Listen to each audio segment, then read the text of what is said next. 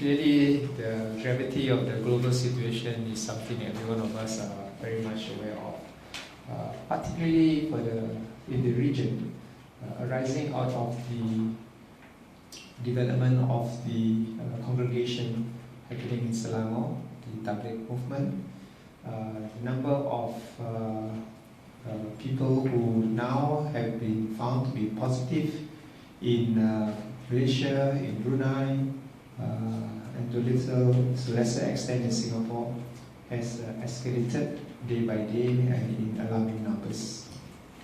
Malaysia, for example, just yesterday, 190 new cases, a lot of them related to the situation in Selangor. In Brunei, close to 50 cases, including secondary infections. So in Singapore, because although we only have 5 known cases today, MOH has thus far discovered at least 101 people who have attended this session in Selangor. Contact tracing is still going on, and from the 5 that we already know that are positive, we have announced yesterday that they have been to about 10 mosques. So this is more than the 4 mosques that we announced when we first met all of you on Thursday. It means that information keep evolving, and we don't know 100 of these 101 people who have come back, whether they have been to even more than 10 mosques, but very likely so. Now, from MOH, through MOH understanding of how COVID spreads, particularly from our experience in the church cluster, as well as the Safra Jurong, secondary infection can happen very fast. Through what we know now, or what I would call the DID circumstance: duration, intensity, and density.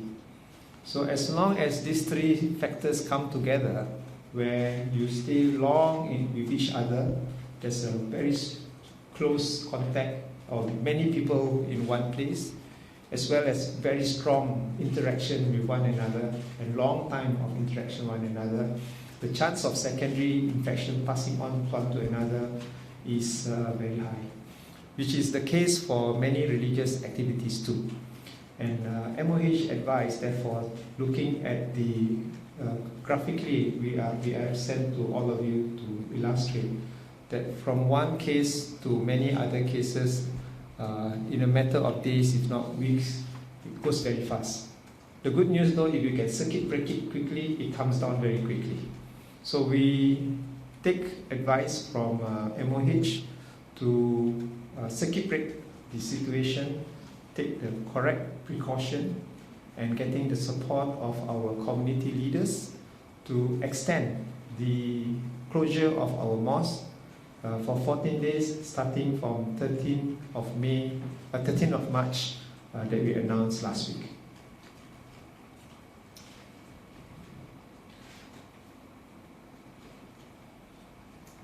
Now there are things that we will do now to adjust the circumstances upon which our Muslim community have to make for. Among others, from the feedback of the community, they find that the silence in the mosque is unbearable, even though they are not praying in the mosque. And therefore, we will be allowing the mosque to do the azan calls 5 times a day. Although during this azan call there is a modification to call them to prayer, calling them to prayer to do their prayers at home. The same call for prayer that they hear on the radio will also be adjusted as such, which is calling them to pray at home. And this is a practice, Mufti will elaborate. This is a practice that way long ago during the time of the Prophet himself. Although that we have never practiced this here in Singapore nor in many places in the world, This is probably the first time in our history actually doing, practicing, putting this into practice.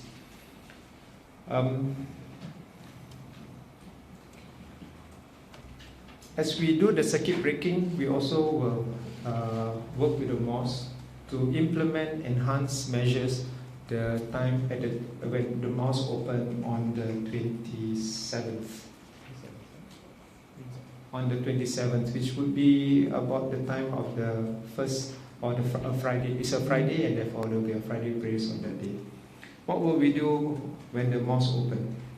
Number one, we will start implementing temperature screening. So everyone entering the mosque will have their temperature taken. And we will also be implementing contact tracing. So everyone who comes to the mosque, we want to know who you are, and therefore if something were to happen, we can trace the people who also came at that time, at the same time as the people who have been infected, if we discover someone who will be infected. We will also ensure that all congregations will be less than 30 minutes. So this is the intensity part.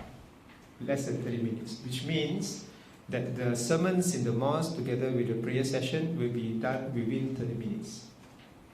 And that we require all congregants to bring their own prayer mats. And this is to implement hygiene practice, so that you prostrate on your own mats, you bring back your mat, and do not share the mats with anybody else. And lastly, we will also remind again and again to congregants when they come not to shake hands. No more salam. So we will do the salam mufti. We will do the salam mufti, just gesture to each other when we meet each other and when we leave each other's company. On the day we open the mosque on the 27th, we will also be piloting a 2-session Friday prayer in 4 mosques. These are at Ashakirin, An-Nur, Mujahidin and Muhajirin. And we will provide the congregants 2 fixed timings. So it will not follow the prayer time as what we do today.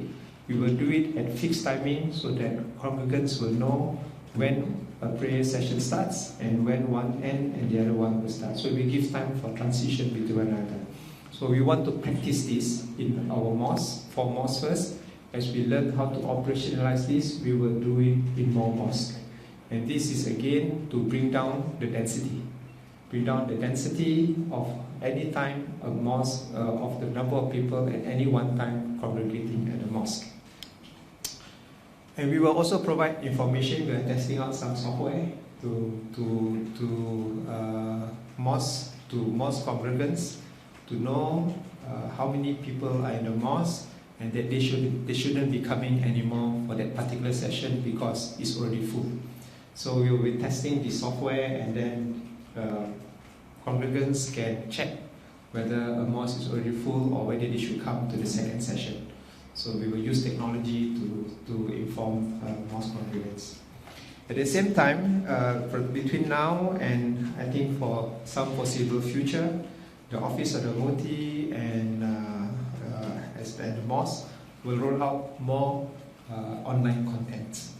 And that's, this is something that the OOM, the Office of the Mufti, will help Asatiza around Singapore to basically help them out to produce more content that they currently are accessing face-to-face. So it is important. We just met community leaders just now to share with them the science behind how COVID spreads, the rationale behind why we need to do a 14-day closure of the mosque, which is consistent with the time the virus will die, and prevent community spread. At the same time, we've also asked them to remind their followers to bring their own prayer mats, to refrain from shaking hands with each other, and that good social norms include refraining from eating from a common plate that we usually do. Now, I'd like to end by saying that last week when we closed the mosque, the support from our community has been, I would say, quite overwhelming. They understand why we had to do this, and they know that why we are doing this is based on sound medical advice as well as the guidance that all religious leaders have been giving to the Mufti and to the community. And again, with this extension of the closure, we appreciate the support from the community and ask the community leaders to spread the message why we have to do it from the medical point of view, as well as the religious principles upon which we are implementing this. Now, this is a difficult time for everybody around the world. There's no country who knows clearly that COVID is amongst them, is having an easy or even a normal time. Everybody has to adjust.